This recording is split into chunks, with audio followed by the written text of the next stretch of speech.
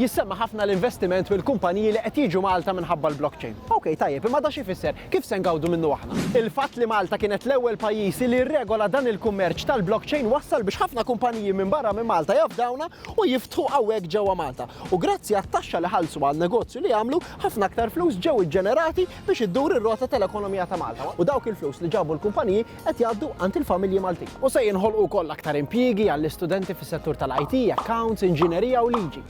Direttament hemm benefiċċji oħra għaliex dawn il-ħaddiema li ġi jaħdmu Malta jridu jieklu, jixorbu, x'imkien fejn jorqdu, trasport, fejn joħorġu fil-weekend, allura dan ikompli jgħin biex iddur ir-rota u tikber l-ekonomija ta' Malta.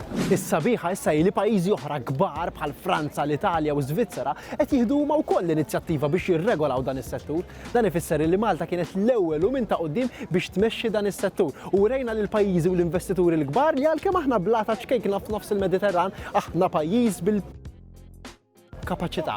Din hija kisba importanti għal Malta, saħansitra l-Prim Ministru tkellem dwarha waqt id-diskors tiegħu fin-Nazzjonijiet Uniti.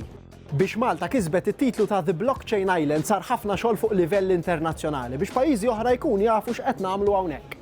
Bilani li ħafna Maltini gawdu mill-ewwel mill-ħafna impjiegi li qed jinħolqu fuq il-blockchain, il-Gvern permezz tal-mita daħal fi ftehim mal-Università ta' Malta u ġibniedi programm ta' scholarships b'fond ta' 300,000 euro għall-istudenti. Dan se jibbenefikaw minnu studenti li jridu jispeċjalizzaw f'din l-industrija f'livell ta' masters u dottorat. U diġà ħarġu l-ewwel u t-tieni sejħa applikazzjoni tal dawn il-boros ta' studju. Fl-istess ħin fis-sentejn li ġejjin, l-Università se tirrevedu l-korsijiet li diġà jeżistu biex tinkludi fihom suġġetti relatati mat-teknoloġija tal-blockchain. Da se jgħin biex Malta jkollha ħaddiema aktar kapaċi f'dan is-settur. Aktar ma jkollna ħaddiema Maltin kapaċi f'dan is-settur, aktar ikun faċli għal Malta li tattira kumpaniji barranin biex jiġu jinvestu hawnhekk. Għaliex dawn isibu aktar faċli li jiġu hawnhekk u jsibu l-ħaddiema lesti biex jaħdmu.